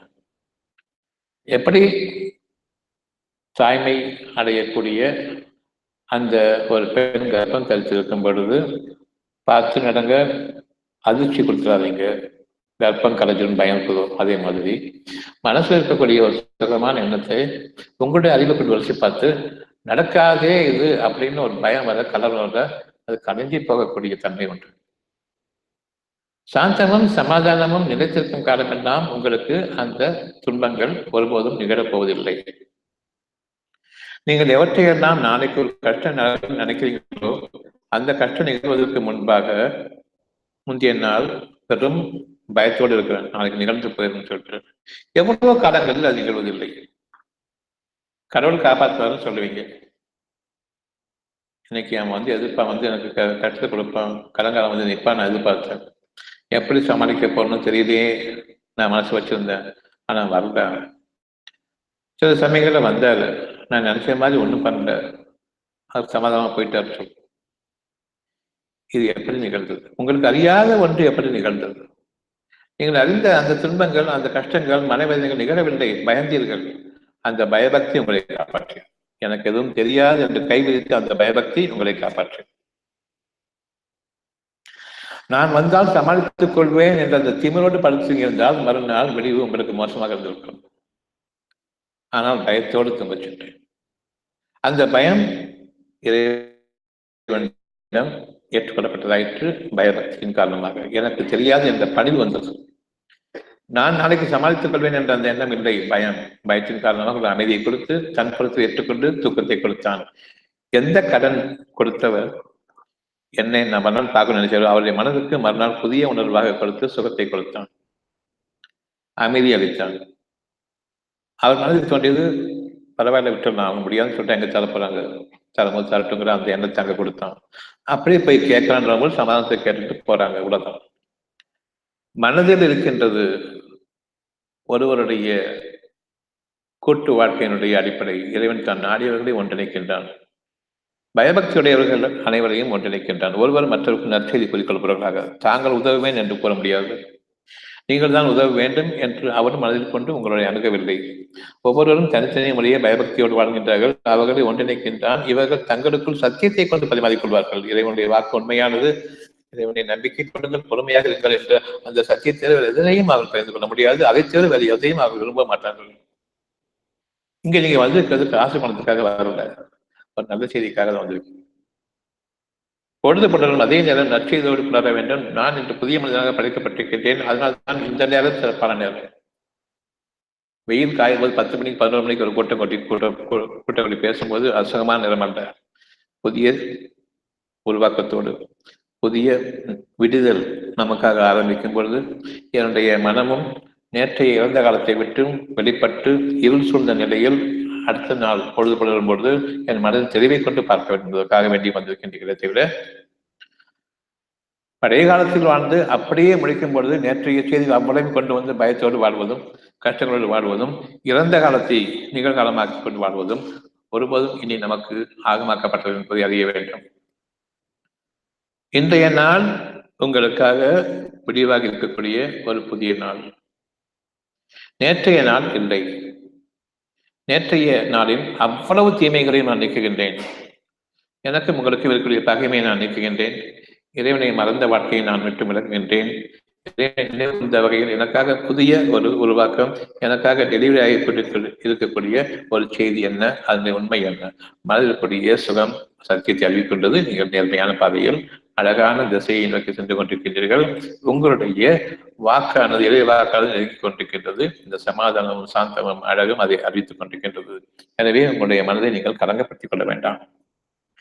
இறைவனுக்கு நன்றி உணர்வோடு எங்கள் இறைவனை எங்களுக்கு சமாதானத்தை அதிகரித்துக் கொண்டு உன் வாக்கின் மீது சமாதானம், நீ கொடுத்த வாக்கு உறுதியின் மீது சமாதானம், நிகழும் என்ற சமாதானம், நம்பிக்கை முறையும் கொடுப்பாக அந்த பிரார்த்தனையோடு நாம் இருக்க வேண்டும், அந்த எண்ணத்தோடு நாம் இருக்க வேண்டும். அவன் தான் நாடியபடி உங்களை உங்களுடைய கர்ப்ப குரல்களில் உருவாக்கி கொண்டிருக்கின்றான். அவனை தவிர அழைப்பதற்கு உரியவன் எவனும் இல்லை. எந்த ஒரு மனிதனுடைய அறிவின் ஆற்றலையும் விட நகையானது. நிச்சயமாக அவன் உங்கள் வாழ்க்கையை தன் ஞானத்தை கொண்டு வழிநடத்திக் கொண்டிருக்கின்றான். நான் செய்யக்கூடிய ஒவ்வொரு காரியமும் அழகாக நிறைவேறிக் கொண்டிருக்கின்றது. இது இறைவனுடைய ஞானத்தை கொண்டு. நான் உண்ணக்கூடிய உணவு ஒவ்வொன்றும் எனக்கு அழகான முறையில் உயிராற்றலாக அது வெளிப்பட்டுக் கொண்டிருக்கின்றது. இதுவும் ஞானங்களில் உள்ளது. நீங்கள் எவ்விதம் உண்கின்றீர்கள், எவ்வளவு உண்கிறீர்கள், எவ்வளவு இருக்கின்றீர்கள், எப்படி செலுக்கின்றீர்கள், அவ்வளவுமே இறைவனுடைய ஞானங்களை கொண்டு. பொறுமையை கொண்டு வாழக்கூடிய இந்த வாழ்க்கை அவ்வளவுமே ஞானங்களை கொண்டு வாழக்கூடிய வாழ்க்கை. ஃபாஸ்ட் ஃபுட், ஜங்க் ஃபுட்னு சொல்லிட்டு இருக்காங்க. இது வெளியில வச்சு விற்கிறாங்க. அதில் அசுத்தங்கள் இருக்குதுன்னு சொல்றாங்க. ஃபாஸ்ட் ஃபுட்டுக்கு அர்த்தம் அவசரமா சாப்பிட்றது. வெளியில போய் சாப்பிட கிடையாது. பொறுமையோடு சாப்பிடக்கூடிய ஒவ்வொரு உணவுமே உங்களுக்கு உயிரற்றத்தை கொடுக்கும். அவசரமாக செய்ய சாப்பிடும் பொழுது அவசரத்தில் நடக்கக்கூடிய எந்த ஒன்றுமே தவறிவிட்டது என்று பொருள். பெரும் தவறுகள் நிகழும். அடிபடும் போது மட்டும்தான் நான் அவசரப்பட்டு அதனால உணர்ந்துட்டு நினைப்பீங்க. கொஞ்சமா அவசரப்படும் போது அது கொஞ்சமா அடிப்படுறது தெரியறது கிடையாது. உணர்வு காரணமாக ஒரு சின்ன அவசரம் இருக்கட்டும், அந்த செகண்டே ஒரு தடையை நீங்க உணர்வீங்க. அதை உணரணும். அவசரப்படும் போது அவசர பேச்சணும், அவசர செய்கைகள் எதுவாக இருந்தாலும் சரி, அங்கு ஒரு தடையும் ஒரு பாதகமும் அல்லது பெரும் தவறுகளோ இழப்புகளோ நிகழ்ந்துவிடும். இழப்புகள் நிகழ்ந்தால் மட்டும்தான் ஒரு கஷ்டம் நிகழ்ந்துவிட்டது என்று வேண்டிக் கொண்டிருக்கின்றோம். அவ்விதமாக அல்ல. ஒவ்வொரு அவசரத்திலும் பெரும் தவறுகள் நிகழ்ந்து கொண்டிருக்கின்றன. கவனிக்கக்கூடிய உணர்வு இல்லாத காரணமாக அவற்றை நாம் திருத்திக் கொள்வதில் முயற்சிப்பதில்லை. பொறுமையை கொண்டு வாழ வேண்டும் என்று திருத்திக் கொண்டு வாழ முயற்சிப்பதில்லை. பொறுமையில் இருக்கின்றது உங்களுடைய இறை ஞானங்கள். எந்த அளவுக்கு பொறுமையாக இருக்கணுமோ அந்த அளவுக்கு ஞானங்களுடன் வாழ்கின்றேன். எந்த அளவுக்கு அவசரப்படணுமோ அந்த அளவுக்கு உங்களுடைய அறிவை கொண்டு வாழ்கின்றேன். நிச்சயமாக தவறான வாழ்க்கை, தவறுகள், வேதனைகளுக்குரிய வாழ்க்கை. இந்த அவசரமும் இந்த அறிவை நம்பக்கூடிய பொருளடிப்படையான வாழ்க்கையை கொண்டு வாழக்கூடிய, எனக்கு எல்லாம் தெரியும் என்ற அந்த அடிப்படையில் வாழக்கூடிய அந்த வாழ்க்கையில் பெரும் கேடுகள் இருக்கின்றன. என் அறிவை கொண்டு வாடும் பொழுது அவசரம், என் ஞானங்களை கொண்டு வாடும் பொழுது பொறுமை. பொறுமையோடு வாழ்கின்றார்களோ இறைவனால் பாதுகாக்கப்பட்டவர்கள். அவசரத்தில் யார் வாழ்கின்றார்களோ அவர்களுடைய பெருமை அவர்களுடைய இறைவனை விட்டு மக்களை விலக்கிவிட்டது. அவ்வளவும் நெஞ்சம் சார்ந்தது. தன் நாடுகளில் உங்களுக்காக உருவாக்கிக் கொண்டிருக்கின்றான். ஆக மறைவானவற்றின் பாதைகள் அவ்வளவும் இறைவனிடம் இருக்கின்றன. அத்தியாயம் 35 வசனம் 11. உங்களுடைய வாழ்க்கையில் எவ்விதமாக சுகமான பாதையை நீங்கள் அடைய வேண்டும் என்பதற்காக இறைவன் உங்களுக்காக அறிவிக்கக்கூடிய ஒரு நற்செய்தி. அந்த இறைவன் உங்களை மண்ணிலிருந்து படைத்தான். மண்ணின் சாரம் அது உங்களுடைய உயிரணுக்களாக மாறியது. அந்த உயிரணுக்கள் உங்களை ஒரு புதிய படைப்பாக, அது இணைந்து புதிய படைப்பாக அமைக்கிறது. ஒரு கருமுட்டை உருவாவதற்கு அந்த மண்ணின் சாரம் சாப்பிட்ற சாப்பாட்டு உணவு, தண்ணீர் அவ்வளவு கிரகித்து அந்த ஒரு கருமுட்டை உருவாவதற்கு 14 ஆண்டுகள் ஆகின்றன. ஒரு விந்து அணு, உயிர் அணு உருவாவதற்கு 16-18 ஆண்டுகள் ஆகின்றன. அதுவரையில் அது வெறும் கோடலை தான், கர்ப்ப கோடலை தான். அது என்ன இருக்கிறது என்பதை இறைவன் அறிவான். அது எப்பொழுது அது ஒரு வடிவமாக உருவாகும்போது இறைவன் அறிவான். ஆகவே பொறுமையை மேற்கொள்வீர்களா? இந்த கர்ப்ப கோடைகளை இறைவனை அமைத்திருக்கின்றனோ அதனை இறைவன் தான் அறிவான். அது எப்பொழுது உருவாகி எப்பொழுது உங்களுக்கு பிரசவமாகும் என்பதை இறைவன் நன்கறிகின்றான். எனவே உங்களுக்கு இருதயத்தில் அமைக்கப்பட்டிருக்கக்கூடிய அந்த சுகமான செய்தியை நீங்கள் கர்ப்பத்தை பாதுகாப்பதை போன்று பாதுகாப்பீர்களா? உங்களுடைய அறிவு என்ற கேட்டை கொண்டு அந்த கர்ப்பத்தை கலைத்துவிடுவீர்களா? இல்லை என்று நம்பிக்கை கொள்வது, பாதுகாப்பது, இதெல்லாம் நடக்காது என்று அவநம்பிக்கை கொள்வதும் அலட்சியப்படுத்துவதும் நமக்கு நாமே அந்த கர்ப்பத்தை நாம் சிதைத்துக் கொள்கின்றோம் என்பதற்கான அந்த அடிப்படை. இன்னைக்கு எனக்கு என்ன ஒரு சுகம் இங்கு அறிவிக்கப்பட்டிருக்கிறதோ அது நாளைய நாள், ஒரு நாளில் அது உங்களுக்காக சுகமான அழகான வாழ்க்கையினுடைய பிரதிபலிப்பாக, உங்களுக்கு ஒரு அன்பளிப்பாக கொடுக்கப்படக்கூடிய அந்த இறை ஆற்றலினுடைய வெளிப்பாடு, அதிலிருந்து இருக்கக்கூடிய ஒரு உயிராற்றல் மிக்க ஒரு படைப்பு உங்களுக்கு நிகழும். அதுவரையில் நீங்கள் உங்களுடைய மனதை சமாதானமாக பாதுகாத்துக் கொள்ளுங்கள். எந்த விஷயத்தை கொண்டு நாளைக்கு இதான் செய்யப்படுறேன், நாளைக்கு இதை செய்யப்பட சொல்லாதீங்க. உங்களுக்காக விதிக்கப்பட்டது இன்றளவும் அவன் பொறுத்து நிகழ்ந்து கொண்டிருக்கின்றது. எந்த அளவுக்கு நான் அமைதியா இருக்கணும் அந்த அளவுக்கு இருக்கக்கூடிய சூழ்நிலை இறைவன் படைத்தது. எந்த அளவுக்கு அவசரப்படுகின்றனோ அதை நீக்கிக் கொண்டு நான் வாழப்போகின்றேன் என்ற அந்த அவசரத்தில் என்னுடைய சூழ்நிலையை நான் நிச்சயமாக நாசமாக்கிக் கொண்டேன். அங்கு இயற்கையின் சூழ்நிலை, உயிராற்றல் கொள்ளக்கூடிய சூழ்நிலை இல்லை, எனக்கு பாதகமான சூழ்நிலை உருவாகின்றது. நோய்கள் எங்கு ஆரம்பமாகின்றன. சமீபமாக இந்த உயிர் மூச்சிலிருந்து ஆரம்பமாகிறது என்ற நோய். பதற்றத்திலும் அவசரத்திலும் என்னுடைய மூச்சு தடுமாறுகிறது. என்னுடைய உயிர் மூச்சை கிரகிக்கவில்லை. நான் என்னுடைய அறிவற்ற காரணமாக தகர்க்கப்பட்டுவிட்ட இந்த இயற்கையினுடைய கேடுகளிலிருந்து நான் சுவாசிக்க ஆரம்பிக்கின்றேன். இதிலிருந்து நோய்கள் உருவாகின்றன. எப்பொழுது நீரோட்டம் போன்ற அழகான சுமூகமான மூச்சுக்காற்றும் அழகான சுவாசங்களும் நிறைவான அந்த சுவாசத்தினுடைய உயிரோட்டமும் நிகழ்ந்து கொண்டிருக்கின்றதோ, உங்களுடைய சூழ்நிலை இறைவனால் அமைக்கப்பட்ட அந்த சூழ்நிலையை நீங்கள் பாதுகாத்துக் கொண்டிருக்கின்றீர்கள். நீங்கள் உங்களுடைய இறைவனை கண்ணியப்படுத்தி அவ்வளவும் உங்களுடைய உள்ளத்திலிருந்து உருவாகக்கூடிய நற்செய்திகள். அவன்தான் உங்களை ஒன்றும் இல்லாத நிலையிலிருந்து ஒரு கருவாக உருவாக்குகின்றான் ஒரு குறிப்பிட்ட காலத்தவணையின் மீது. அதுவரையில் அது ஒரு வெற்றிடம்தான். சினைப்பையாக இருக்கட்டும், அது ஒரு வெற்றிடம் 12 ஆண்டுகள் ஆகும் வரையில். விந்து பையாக இருக்கட்டும், அது ஒரு வெற்றிடம் 16 ஆண்டுகள் ஆகும் வரையில். பாதைக்கு வெற்றிடம் இறைவனுடைய அமைப்பில் அது ஒரு புகலிடம் உங்களுக்காக, நாளைய வாழ்க்கைக்காக, அழகான வாழ்க்கைக்காக நீங்கள் விரும்பி ஏற்கக்கூடிய அந்த உங்களுடைய சந்ததிகளுக்காக உருவாக்கப்பட்டக்கூடிய அதில் இறைவனுடைய ஆற்றல் எப்போது வெளிப்படும் ஒரு குறித்த காலத்துணை மீது. அதை கொண்டு இங்கு எதுவுமே இல்லாதது போன்று நினைக்கின்றீர்கள். இறைவனுடைய ஆற்றல் அங்கு உங்களுடைய விருப்பமாக அமைந்துவிட்டது. அந்த விருப்பத்தை நீங்கள் படைப்பவர்கள் இல்லை, கற்பனையாகி கொண்டு உலகத்தில் இருக்கக்கூடிய மண்ணின் அடிப்படையை கொண்டு ஒரு பொருளை அமைத்துக் கொண்டு நான் கண்டுபிடித்து விட்டேன் என்று கூறாதீர்கள். அதில் உயிர் இல்லை. உயிரோட்டமாக இருக்க வேண்டும். உங்களுக்கு உயிரோட்டத்தை கொடுக்கக்கூடிய ஒரே அமைப்பு இந்த மனம் ஒன்றுதான். இந்த கருவிகளில் மனம் கிடையாது, உயிர் கிடையாது, உங்களை வழிநடத்தக்கூடிய எதுவும் கிடையாது. வழிநடத்தக்கூடியது இங்குதான் இருக்கின்றது. இதை நான் உபயோகிக்கும் போது, தவறாக உபயோகிக்கும் பொழுது இங்கு கூறுகின்றது தவறு, வேண்டாம் விட்டுடுங்கள். நன்மையாக உபயோகித்துக் கொள்ளுங்கள். ஒருத்தன் திட்டும் பொழுது அவசரத்துல எடுத்து திட்டாதீங்க, வேண்டாம். நீங்க போய் திட்டுங்க. உங்களுடைய இந்த நடைப்பயணம் ஒரு கலைப்பு ஏற்படுத்தும். உங்களுடைய அந்த வேகமும் குறைஞ்சு போகும். கொஞ்சம் சோர்வாகி கொஞ்சமா திட்டுவீங்க. இதை எடுத்துட்டு உற்சாகமா திட்டாதீங்க. கையில கடைச்சிட்டாங்கிறதுக்கு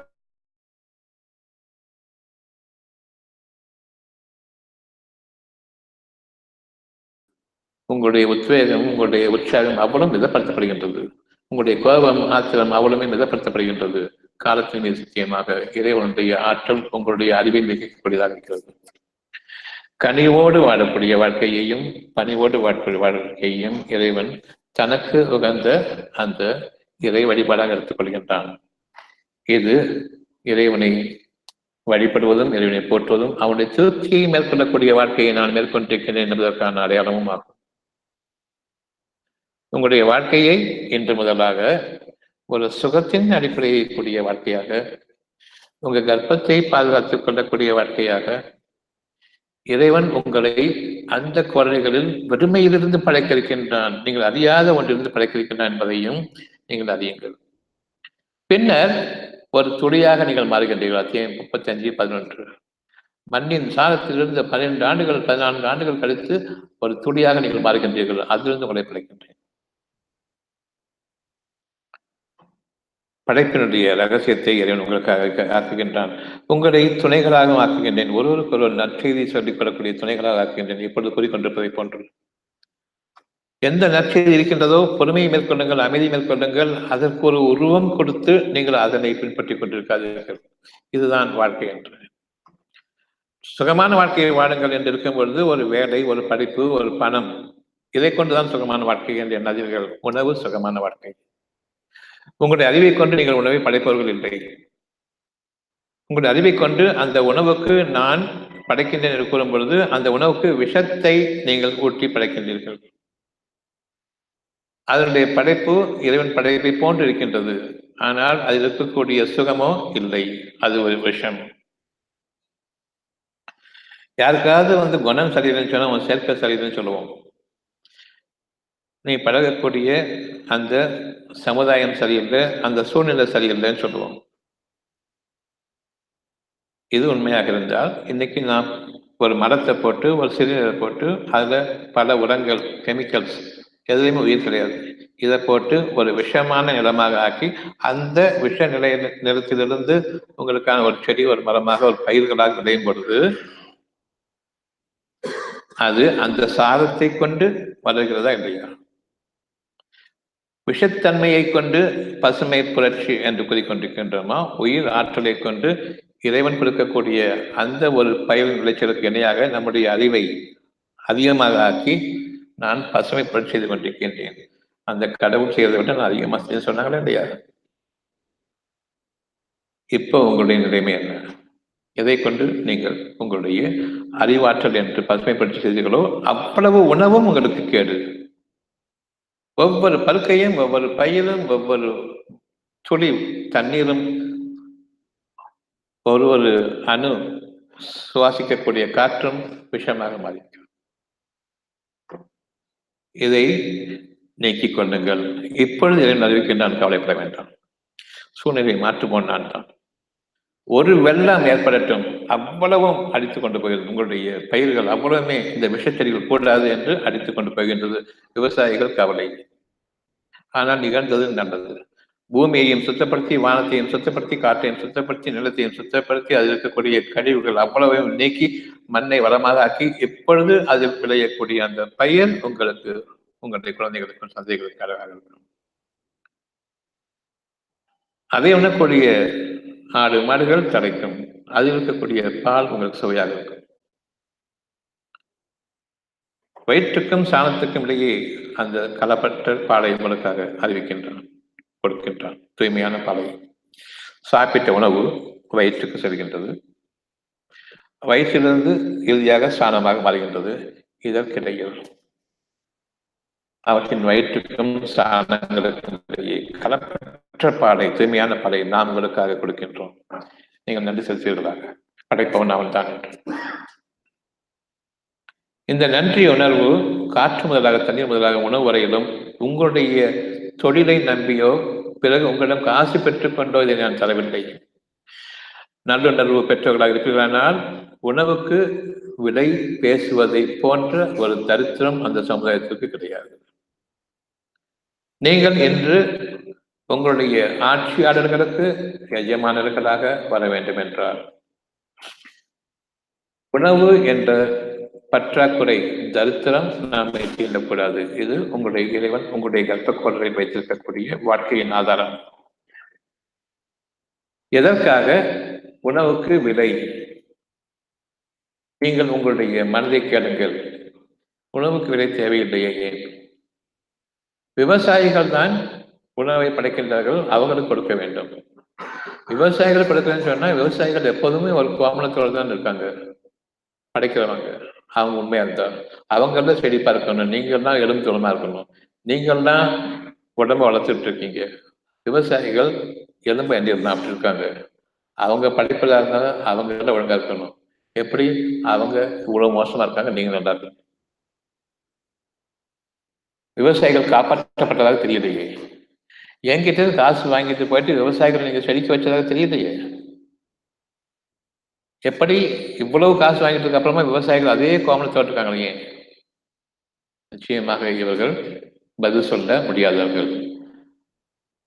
தெளிவான பதில் சொல்லாத வரையில் அவர்கள் ஏமாற்றுக்காரர்கள் என்பதை அறிய வேண்டும். கடவுளுடைய பகிரங்கமான விரோதிகள் என்பதை அறிய வேண்டும். உயிருக்கு விலை பேச முடியாது. அவ்விதமே உயிர் கொடுக்கக்கூடிய உணவை படைத்தானே, அதற்காக விலை பேசுவீர்கள்?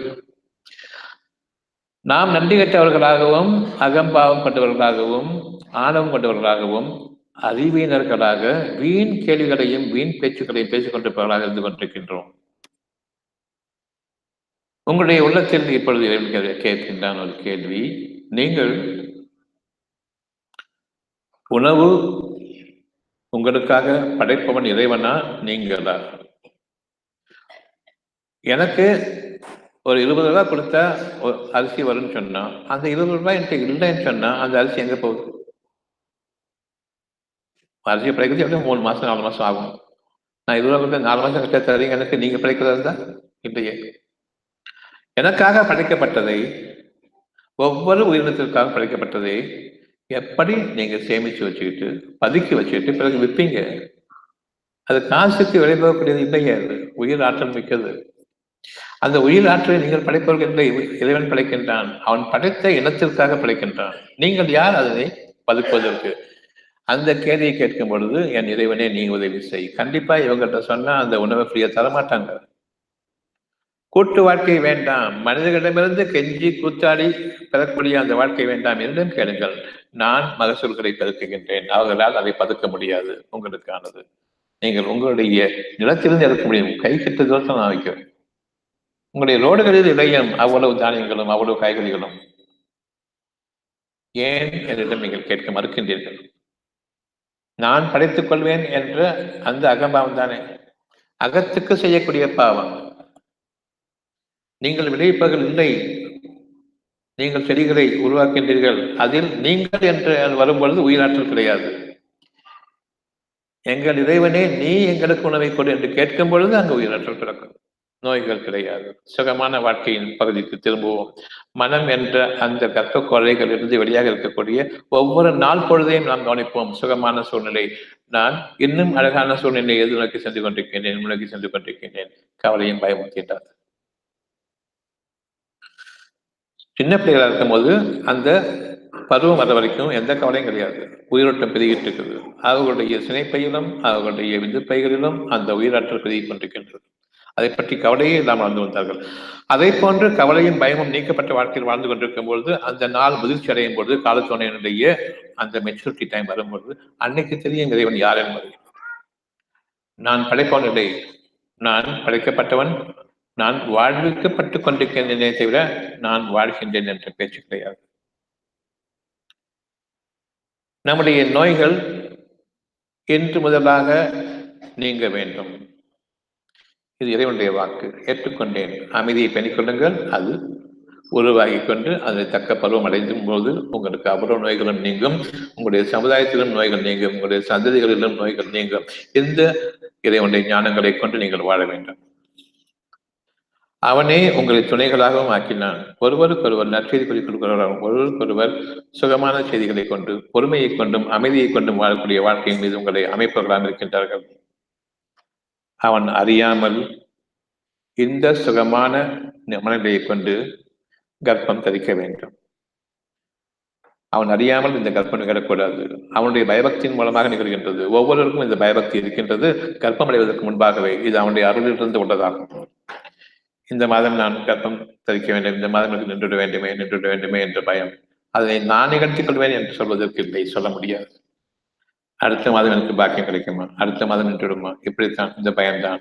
இந்த பயத்தின் காரணமாகத்தான் அந்த குழந்தை அழகான குழந்தையாக ஓரளவுக்கு உங்களுக்கு நன்மையை கொடுக்கக்கூடியதும் இதய குளிர்ச்சியமாக கிடைக்கிறதே தவிர அந்த பயம் இல்லை என்றால் பெரும் நஷ்டவாளிகளாக நாம் இருப்போம். என்றுமே குழந்தை இல்லாமல் இருப்பதற்கு காரணமாக அமைந்துவிடுகின்றது. அப்படி பிறந்தாலும் பெரும் கஷ்டங்களாக ஏன் இதை பெற்றேன் என்ற அளவுக்கு வந்துவிடும். இந்த சுகங்களில் நாம் வாழ வேண்டும். அவன் நம்மை பாதுகாப்பதற்காக தன் மீது கடமையாக்கிக் கொண்டு ஒவ்வொரு விஷயத்தையும் உங்களுடைய மனம் என்ற கர்ப்ப குழந்தை வைக்கின்றான். பார்க்க முடியாத ஒன்று. அதனை உங்களுடைய அறிவை கொண்டு உருவமாக்காதீர்கள். பிறகு அந்த உருவத்தை தொடர்ந்து செல்லாதீர்கள். உருவ வழிபாடு கூடாது. உள்ளத்தின் வழிபாடு அவசியம். உள்ளம்தான் உங்களுக்கான கோயில் என்பதையும் அதில் இறை வாக்குகள் வாழ்க்கை முழுமைக்குமான அவ்வளவு செய்தியை அடங்கியிருக்கிறது என்பதையும் அதிலிருந்து உங்களுடைய மனதிற்கு அந்த கர்ப்ப கொடைகளை அறிவிக்கின்றான் இது உங்களுடைய தேவை என்பதையும் அந்த தேவை சாந்தமும் சமாதானமும் நிரம்பிய வாழ்க்கை பொருள் நடிப்பில் கிடையாது. இந்த வாழ்க்கைக்காக வேண்டி இந்த உலகத்தில் என்னென்ன தேவையாக அவ்வளவு பொருள்களும் விளையும். அந்த விளைச்சலில் நீங்கள் வாழுங்கள். இந்த வாழ்க்கையை நம்புங்கள். இறை நம்பிக்கையும் இறை உணர்வோடு வாழக்கூடிய அந்த வாழ்வும் உங்களுடைய இறை வழிபாடாக இன்றுமுதலாக அமைய வேண்டும். நோய்கள் இருக்கின்றன என்று நீங்கள் கூறும் பொழுது அது வேண்டாம், நோய்கள் நிகழ வேண்டாம் என்று இறைவன் அறிவித்துக் கொண்டிருக்கின்றான். அதே நேரம் டாக்டர் இந்த டயக்னோசிஸ் செய்கிறது, இது நிகழ வேண்டாம் என்று இருக்கிறது. கெட்ட வார்த்தை இந்த டாக்டர் பேச வேண்டாம்னு பயம் இருக்குது. இவங்கிட்ட வந்துட்டோம், இனிமேல் கெட்ட வார்த்தை தேவை கிடையாதுன்னு அந்த உண்மையும் தெரியும். இங்கிருந்து தப்புவதற்கு வழி இல்லை, இட் இஸ் ஹெல் ஹோல்னு தெரியும். அங்க வாழ்ந்துகிட்டு இருக்கிற நிலையில இறைவனுடைய வாக்கை கேட்கறது கிடையாது. இனி நாம் கேட்க ஆரம்பிப்போம். இறை உணர்வு இங்கு உள்ளத்திலிருந்து நம்முடைய நெஞ்சத்திற்கு அறிவிக்கப்பட்டிருக்கின்றது. இந்த இறை இல்லத்தை நான் கோயிலாக, மசூதியாக, சர்ச்சையாக இனி பாவிப்பேன். என் உள்ளத்திற்கு நிகரான பெரும் கோயில் கிடையாது என்பதை இப்பொழுது நாம் அறிய வேண்டும். மசூதிகளுக்கும் சர்ச்சுகளுக்கும் கோயில்களுக்கும் செல்வதை நாம் என்று தடை செய்ய வேண்டும். அந்த கூட்டு வாழ்க்கை, கூட்டு பிரார்த்தனை எதுவும் கூடாது. எந்த ஒரு மனிதனும் இறை உணர்வுக்கு பதிலாக ஒரு கட்டிடத்தை அமைத்துக் கொண்டு இங்கு இறைவன் இருக்கின்றான், அங்கு போய் நீ கேள், இல்லை இங்கு அவன் அறிவிப்பதை நீ கேள். ரெண்டும் கேட்கிறது தான். நீங்க கட்டின கட்டிடங்களுக்குள்ள போகும்போது நீ எனக்கு இதை கூட அதை கூட கேட்பீங்க.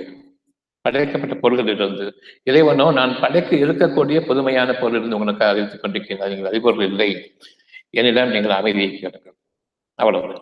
அந்த அமைதியில் உங்களுக்கு விளையும் பொழுது எல்லா புகழும் இறைவன் ஒருவனுக்கு என்று கூறுங்கள். பெருமை அளிக்க வேண்டாம் என் முன்பாக உங்களுக்கு கிடைத்துவிட்டதை குறித்து. தவறிப்போன ஒன்றை பற்றி நீங்கள் கவலைப்படவே வேண்டாம். நீங்கள் விரும்பியதை நான் கொடுத்தேன். உங்களுடைய எண்ணங்களிலிருந்து மறைவானவற்றை நீங்கள் விரும்பும் போது அதை வாழ்க்கை முழுமைக்கும் கொடுத்தேன். படைக்கப்பட்ட பொருளிலிருந்து கிடைக்கும் பொழுது அது ஏற்கனவே அடைந்து கொண்டிருக்கின்றது. அது உங்களை விட்டு தவறப்படும் பொழுது உங்களுக்கு கவலை ஏற்படுறது, பயமும் ஏற்படாது. இறைவனை நம்புபவர்களுக்கு என்னை விட்டும் என்னுடைய நன்மைகள் தவறும் பொழுது கவலையோ பயமத்தின்றார்கள். இறை உணர்வோடு வாழ்பவர்களுக்கு உள்ளந்தான் கோயில் என்று அந்த மாபெரும் கோயில் தஞ்சமடைபவர்களுக்கு தவறுகள் நினைவற்றும் தவறும் பொழுது அப்பொழுதும் கவலை கிடையாது. எப்பொழுதும் சாந்தமும் சமாதானம் இந்த வாழ்க்கை. இன்று முதலாக நமக்கு வறுமையும் கிடையாது, நோயும் கிடையாது. இறைவன் நமக்காக படைப்பவன். உணவுக்கு விலையில்லாத அந்த அரசாங்கத்தை நீ எங்களுக்காக அமைப்பாயாக. இது நம்முடைய இன்றைய தேவையாக இருக்கின்றது. இறைவன் அதிகமாகவே உங்களுக்காக படைக்க இருக்கின்றான் என்று நீங்கள் ஏற்றுக்கொண்டார். உங்களுக்காக உலகம் முழுமையிலும் படைக்க இருக்கின்றான். கைகளுக்கு எட்டிய தூரத்தில் தானியங்களும் பயிர்களும் காய்கறிகளும் உங்களுக்கு தேவையான அவ்வளவும் உங்களுக்காக இருக்கின்றது. எவனும் அதை படைக்க முடியாது, எவனும் அதை பதுக்க முடியாது, அவள் சேகரிக்கும் தேவையில்லை. என்றென்று உங்களுக்கான நல் விளைச்சல்கள் இருக்கின்றன.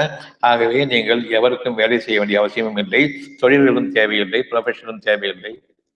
எப்பொழுது உங்களுக்கு உணவு கிடைத்து விட்டதோ திருட்டு மனம் இருக்காது. அங்கு நீங்கள் தாராள மனம் படைத்தவர்களாக இருப்பீர்கள். திருட்டுத்தனம் இல்லாத காரணமாக நயவஞ்சகமும் துரோகமும் கிடையாது. நீங்கள் அன்பானவர்களாக ஒருவருக்கொருவர் உபகாரிகளாக இருப்பீர்கள். உபத்திரவம் இல்லாதவர்களாக இருப்பீர்கள். உங்களுக்கு நோய்களும் கிடையாது. திருட்டுத்தனம் இல்லாத காரணமாக போலீஸ் டிபார்ட்மெண்ட்டும் வேண்டாம், கோர்ட்டும் வேண்டாம், பிரைம் மினிஸ்டரும் வேண்டாம், சீஃப் மினிஸ்டரும் வேண்டாம். நாடுகளும் தேவையில்லை. நாடுகளை குறைந்து ஒரே பூமியாக மாறும் உங்களுக்காக வேண்டி. நம்புங்கள், விரும்புங்கள். உங்களுடைய வாழ்க்கை இன்று முதலாக இந்த பூமியில் உங்களுக்காக படைக்கப்பட இருக்கின்றது. நான் இந்த நாட்டில் இருக்கிறேன், இந்த தேசத்துல இருக்கிறேன், இந்த ஏரியாவில் இருக்கிறேன், இந்த பேட்டையில இருக்கிறேன், இந்த மாதிரி கூணி குறுகி நம்முடைய வாழ்க்கை நெருக்கடிகளாக வேண்டாம். பரந்த பூமியில் வாழ்வோம். இன்று முதலாக இறைவனை மட்டும் ஏற்றுக்கொள்ளுங்கள். அந்த இறை உணர்வு உங்களுடைய உள்ளமாக இருக்கின்றது. அதற்கு நிகரான பெரும் கோயில் கிடையாது. இதை விட்டும் இனியும் நாம் இன்று வரையில் கூட்டு வாழ்க்கையில் வாழ்ந்து கொண்டிருந்த இந்த மசூதிகளையும் சர்ச்சுகளையும் கோயில் நம்பி செல்லக்கூடாது. அங்குள்ள பூசாரிகளும் நமக்கும் இறைவனுக்கும் தடையாக இருப்பார்களே, அவர்களை நீக்கிக் கொள்ளுங்கள். நேரடியான தொடர்பு உங்களுடைய உள்ளத்தில் இருக்கின்றது. இந்த வாழ்க்கை இன்று முதலாக நமக்கு சீரம் சிறப்பான வாழ்க்கையாக அமைக்கின்றது. நமக்கும் நம் குடும்பத்திற்கும் சந்ததியினருக்கும் நிச்சயமாக நம்முடைய இந்த பேச்சை இறைவன் ஏற்றுக்கொண்டான். நாமும் அங்கீகரித்துக் கொண்டோம். நாளைய வாழ்க்கை மலரட்டும்.